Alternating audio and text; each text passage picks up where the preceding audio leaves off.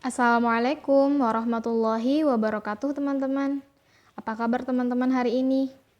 Semoga teman-teman selalu diberikan kesehatan dan selalu dilindungi oleh Allah.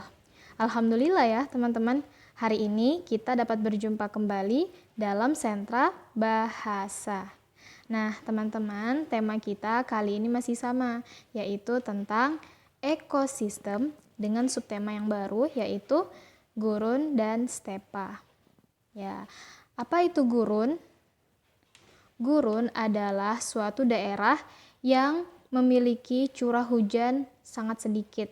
Nah, sifat udaranya kering dan hampir tidak ada tumbuh-tumbuhan yang hidup di dalamnya. Nah, jadi gurun itu ya teman-teman suatu kawasan yang luas, biasanya ada banyak pasirnya ya, gurun. Lalu di sana itu suhunya melebihi 55 derajat Celcius. Jadi bisa dibayangkan ya panasnya di sana seperti apa. Nah, sehingga tidak ada tumbuhan yang bisa hidup di sana. Nah, kecuali ada kaktus ya. Ada kaktus yang bisa hidup di daerah gurun. Nah, kita lihat ada tumbuhan dan hewan yang bisa hidup di gurun. Yang pertama tadi yang Bu Sukma sampaikan yaitu tumbuhan kaktus. Nah, kaktus ini dapat hidup di daerah gurun. Nah, karena dia mampu menyimpan air ya, mampu menyimpan air di dalam batangnya. Nah, lalu ada hewan yang bisa hidup di gurun, yaitu kadal dan juga ular. Nah, hewan ini adalah hewan yang bisa hidup di gurun. Selanjutnya, stepa. Apa itu stepa? Nah, stepa merupakan padang rumput yang secara umum tidak ditumbuhi pohon atau tanaman lain. Nah, teman-teman, stepa ini seperti padang rumput ya, akan tetapi stepa ini lebih kering ya, lebih kering. Nah, bahkan bisa dibilang semi gurun ya. Hanya saja bedanya kalau gurun itu tidak ada tumbuhan yang bisa hidup. Nah, tapi kalau di stepa dia hanya ada padang rumput yang kering. Nah, makanya kenapa stepa juga sering disebut sebagai dengan daerah dengan iklim kering. Nah, jadi itu ya teman-teman, stepa merupakan padang rumput yang secara umum tidak ditumbuhi pohon atau tanaman yang lain. Kita lanjut ya ke slide berikutnya. Oke, teman-teman, untuk penjelasan lebih lengkapnya untuk gurun dan stepa, teman-teman akan mendapatkannya nanti di Sentra Sains ya dengan Ibu Upi. Oke? Oke, kita sekarang lanjut ke materi Sentra Bahasa. Teman-teman kelas 3, hari ini kita akan membaca cerita dan menentukan nama tokohnya ya. Menentukan siapa saja tokoh yang ada di dalam cerita tersebut. Oke? Ya, menyebutkan tokoh dalam cerita. Nah, tokoh merupakan pelaku dalam cerita, ya.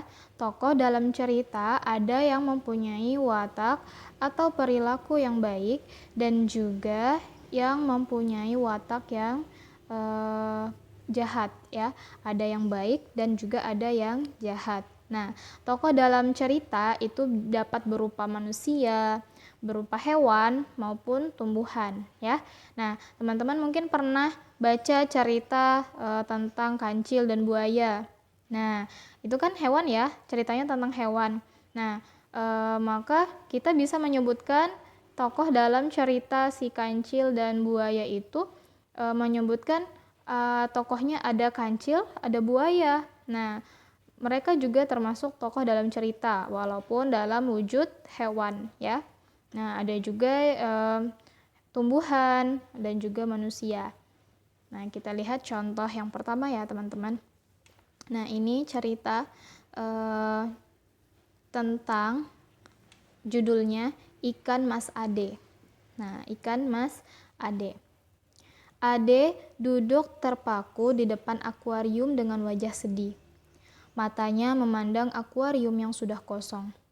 Di atas akuarium, dalam tatakan cangkir, ada seekor ikan mas koki. Ikan mas itu sudah mati. Di sudut mata Ade Terlihat setitik air yang hampir jatuh, tetapi tampak ditahan. Berkali-kali dia menghapus sudut matanya dengan lengan baju seragam yang belum diganti. Ayah yang melihat peristiwa itu menghampiri. Ayah ikut menatap akuarium kosong itu. "Nanti kita beli ikan lagi," kata ayah menghibur sambil merangkul bahu Ade. Ade menggeliat, lalu melepaskan tangan ayah dari bahunya. Matanya tetap tidak berpindah dari akuarium yang telah kosong itu. Ayah mengambil tatakan cangkir yang berisi ikan mas koki yang sudah mati. Telunjuk ayah menyentuh ikan itu yang tampaknya sudah mulai kempis. Tadi pagi, saat diberi makan oleh Ade, ikan itu tampak segar, bulat, lincah, berenang sambil menggoyang-goyangkan ekornya yang berjumbai lebar dan halus. Ade sangat sayang pada ikan masnya itu, karena merupakan pemberian kakek sebagai hadiah ulang tahunnya ke-9, 5 bulan yang lalu. Siapa menyangka itulah pemberian terakhir kakek untuk Ade. Karena 2 minggu setelah menghadiahi Ade ikan mas koki, kakek berpulang menghadap Tuhan. Ade ingat pesan kakek, agar ia memelihara ikan itu dengan baik. Ade mengingat baik-baik pesan kakek. Oleh karena itulah, ikan mas koki itu dia pelihara dengan baik. Setiap pagi sebelum berangkat sekolah, dia memberi makan berupa biji pelet. Namun, ikan mas koki itu telah mati. Ade meraih tatakan cangkir di tangan ayahnya.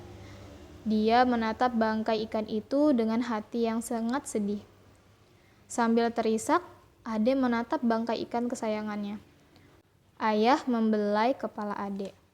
Nah, teman-teman, ini contoh cerita ya, cerita anak yang judulnya Ikan Mas Ade.